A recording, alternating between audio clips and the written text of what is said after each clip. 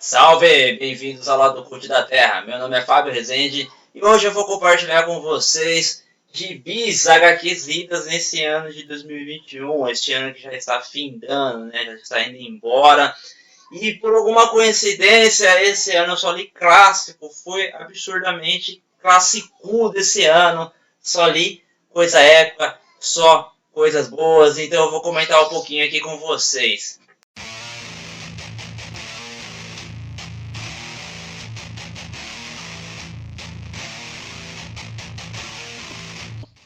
Muito bem, vou começar então com o primeiro que eu li lá para o fim de janeiro. Esse aqui, essa obra de Alan Moore, já ouviram falar? Alan Moore? Piada Mortal, com desenho de Brian Bolland, desenhista fantástico também, com uma assinatura, um traço, né, por assim dizer, único, né? Ele é sensacional. Então essa edição aqui fininha, saiu pela Panini Comics, ela já está no novo selo da DC, o Black Label, né? Como vocês podem ver aqui, que substitui então, recentemente substituiu a Vertigo, né? Bem, pessoal, a história acho que está bem conhecida, né? A história onde ali o Batman tem um duelo mortal com o Coringa, né? Ou assim fica subentendido, né? Ainda tem essa dúvida ao final da HQ, ela tem uma pegada um pouco Watchmen, né? A questão dos 9 quadros, né? O estilo sombrio ali mesmo, casa muito bem com o Batman, né? Muitos diálogos ali, né? Natural, típico do Alan Moore.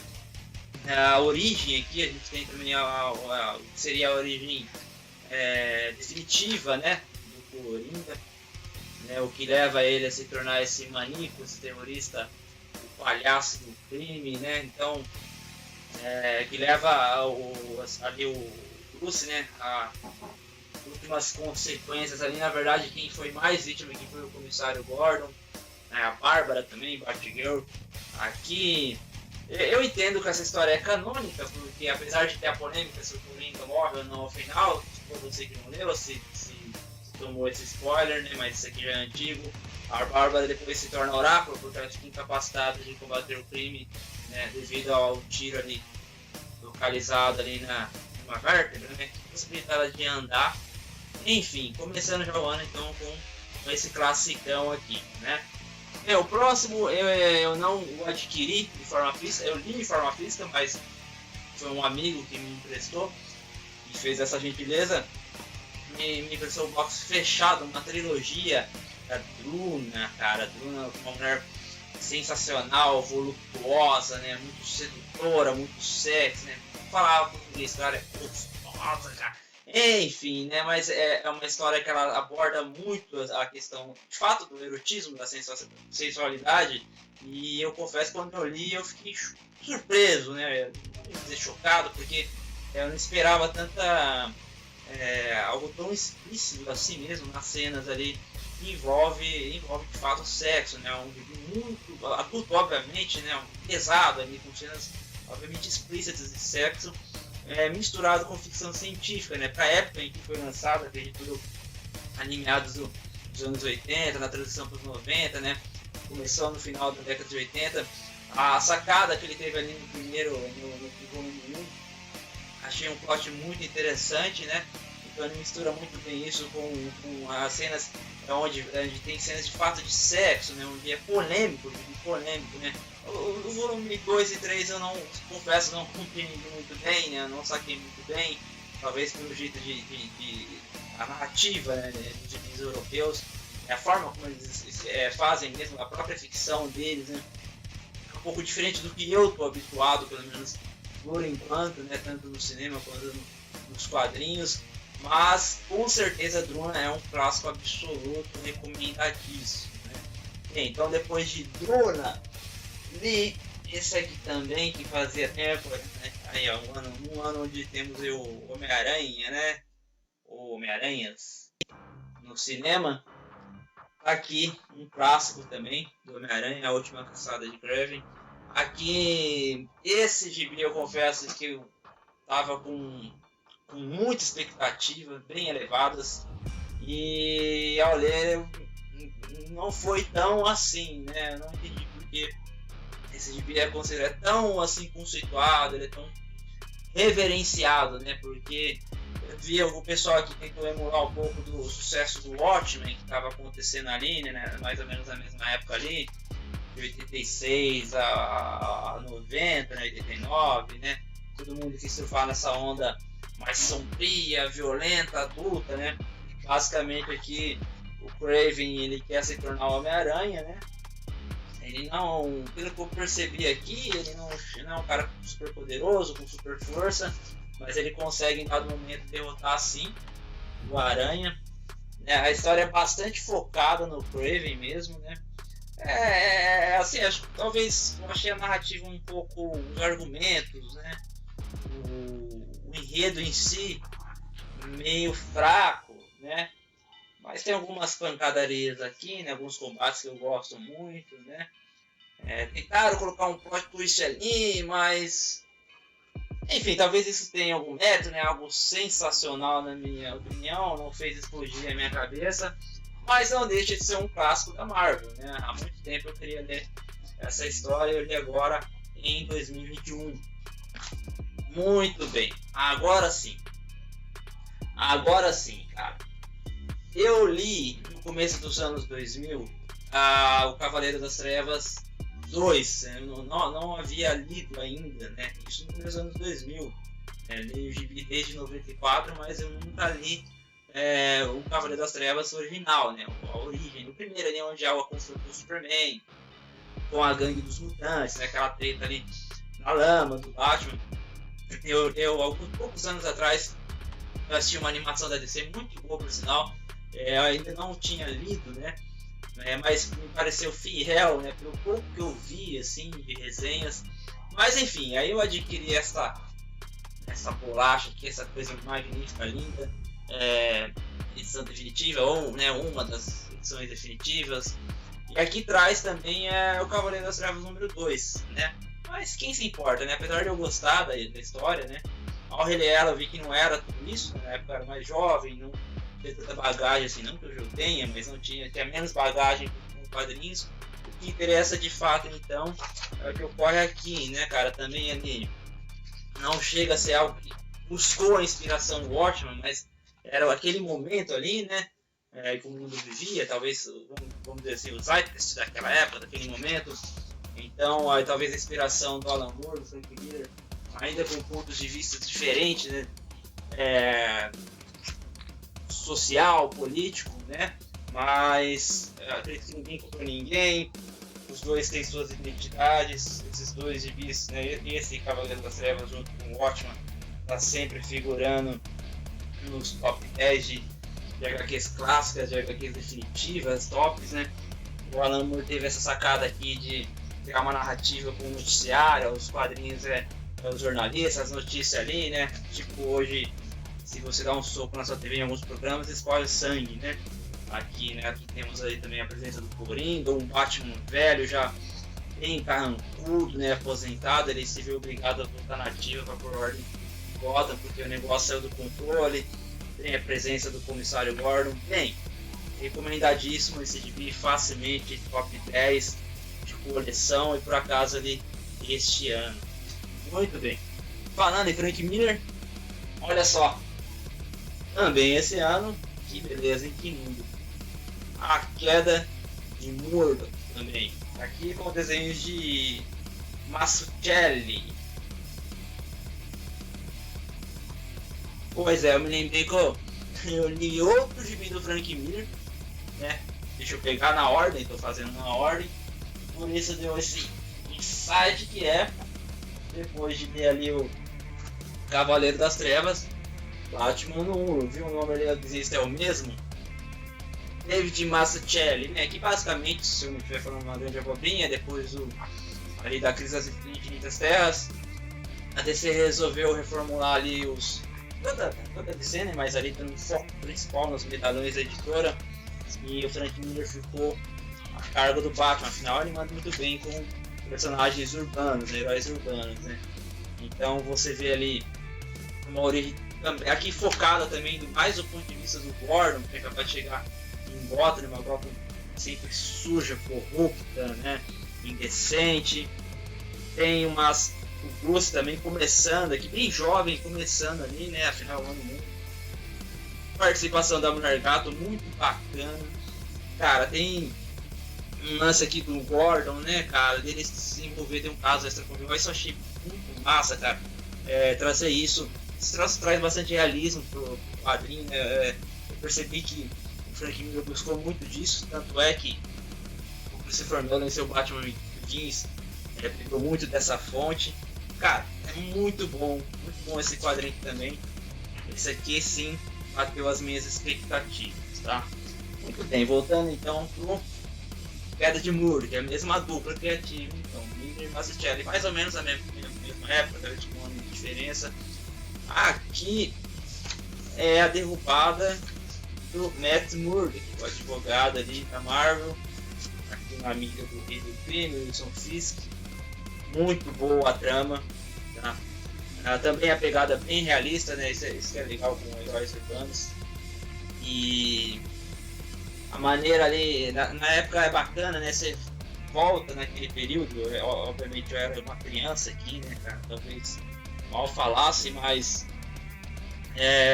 você vê que os meios que um empresário do calibre do Wilson Fisk tem para derrubar aqui um advogado que está sempre fazendo frente a ele, causando problema, né, para toda a organização dele nos tribunais e também nas ruas, né, mas aí como o demônio vermelho, o demolidor. Então você vê que o negócio vai fechando pro Matt Murdock, a casa vai caindo literalmente.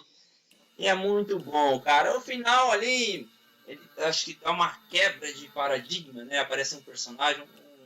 Vou dar spoiler aqui, isso aqui é obra velha, né? Clássica. Se você não leu, leia. Você tem uma boa oportunidade para ler. Um personagem bem genericão, que parece o Rambo, né? Talvez o Rambo estivesse fazendo sucesso nessa época aqui. E do nada ele aparece ali para resolver a parada para o seu Fisk, né? Ficou meio estranho, né? Esse cara aqui, sabe? Bandeira dos Estados Unidos, né? Uma breve participação ali do Capitão América, que eu achei muito boa também. Cara, o porquê dele estar ali faz sentido, a razão dele estar ali. Muito boa, gostei muito dessa história. Só clássico esse ano foi fenomenal. E agora, cara, eu não sei nem se eu vou conseguir descrever esse quadrinho. Eu sei que ele foi muito premiado, recebeu vários prêmios.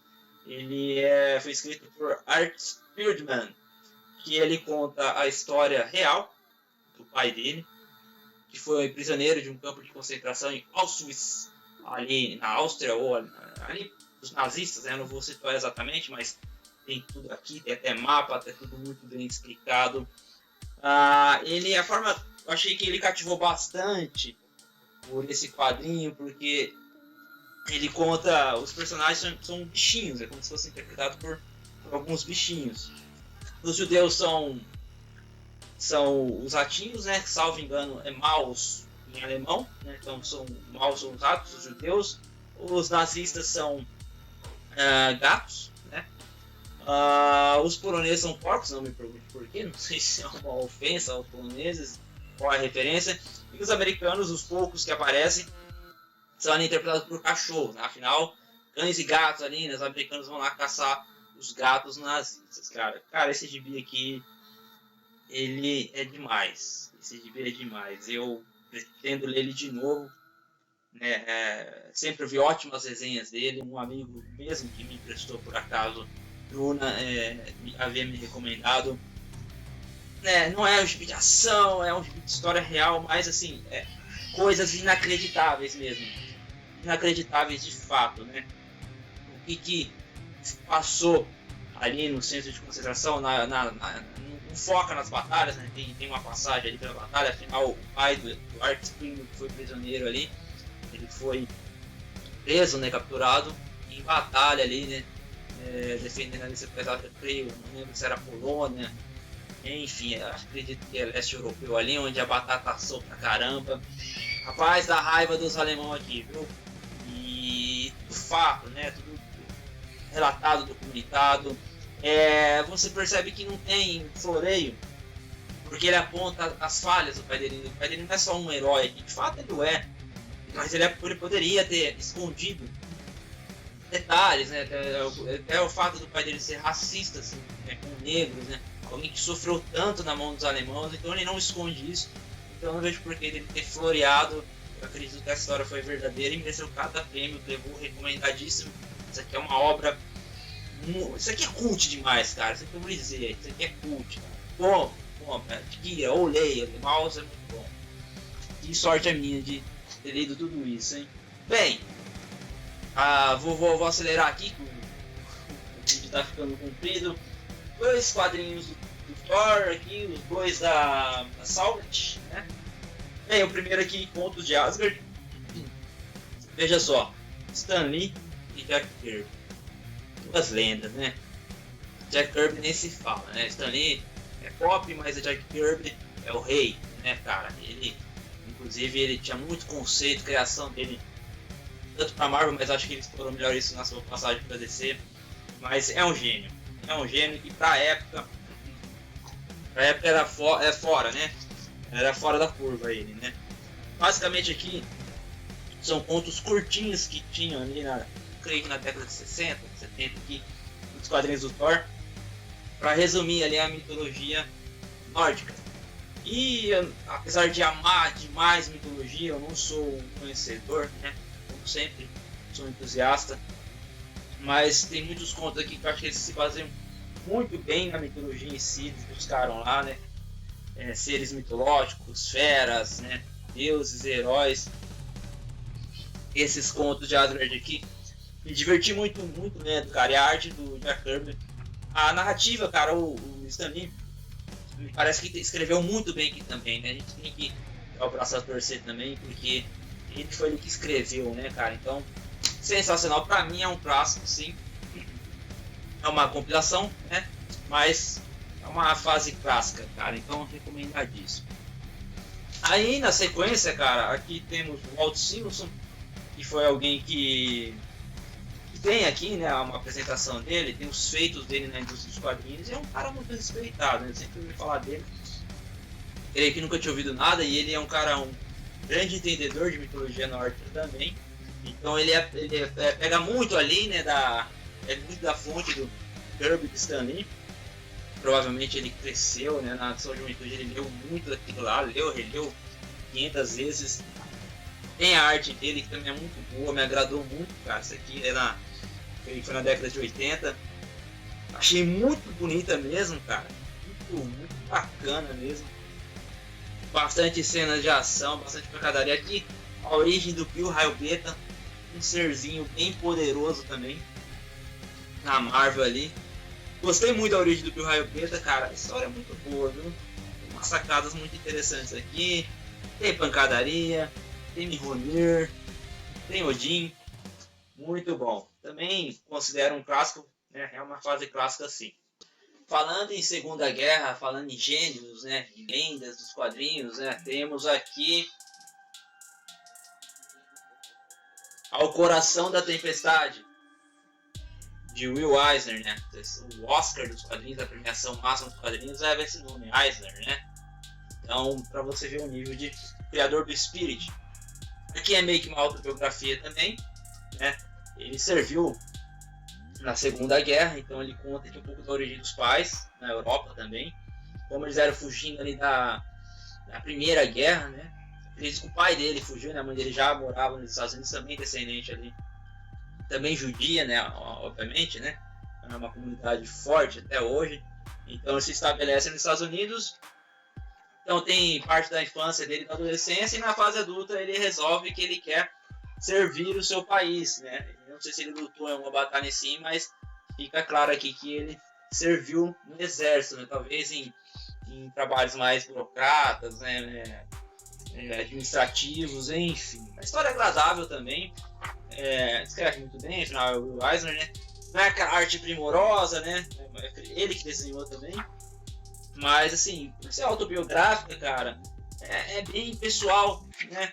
É bacana, gostei. É óbvio que eu recomendo, é óbvio que eu me diverti.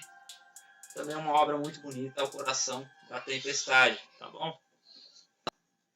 Um gibi que pode ser uma aceitação honrosa, né? Não necessariamente é um clássico, porque ele nunca foi assim, republicado, ele nunca foi considerado como tal, mas ao meu ver é ali no formato de bicinho da Abril Jovem, aqueles bem antigos, né? O colega emprestou.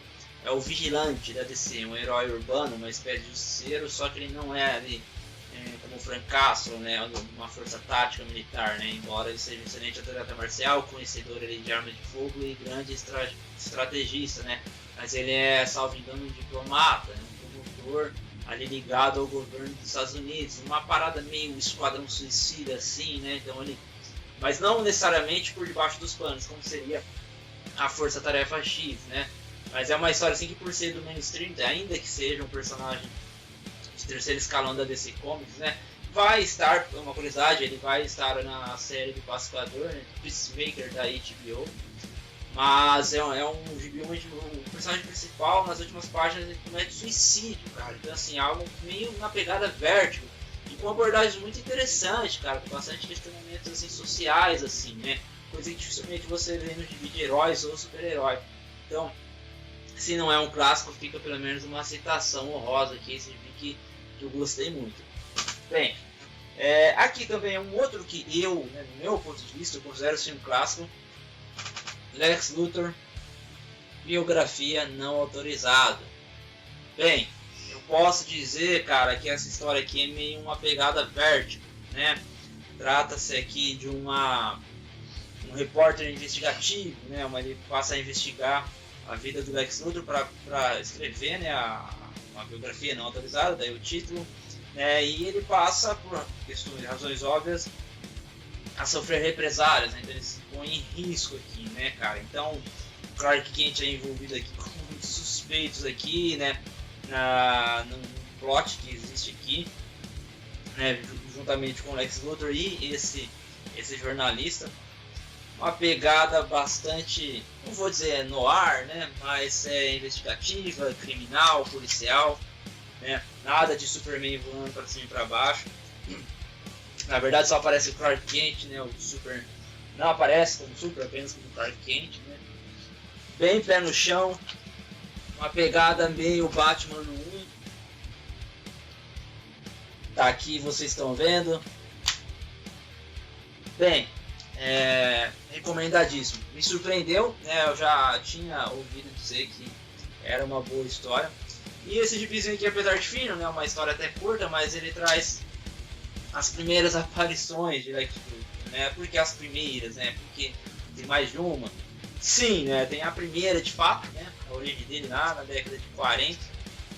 Creio eu, onde as histórias eram bem novinhas, né? Aqui é o Superman, né? Acho que foi no gibi do Superman, não sei se foi na Action Comics, né, mas foi bem antigo, então é a primeira aparição do Lex Luthor, que é os desenhos bem...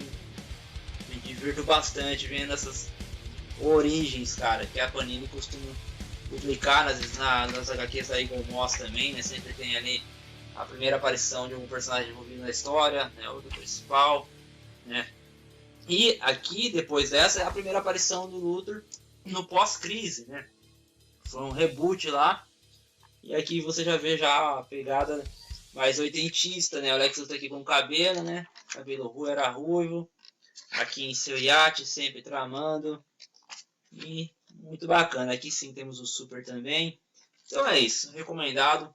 Mas a história principal aqui, eu diria assim, eu poderia afirmar que é um clássico também, viu, cara? Não chega, óbvio que não vai chegar nunca aos pés de Piada Mortal, né, mas também não tá lá embaixo não. Pra mim tá digno de estar aqui nessa lista.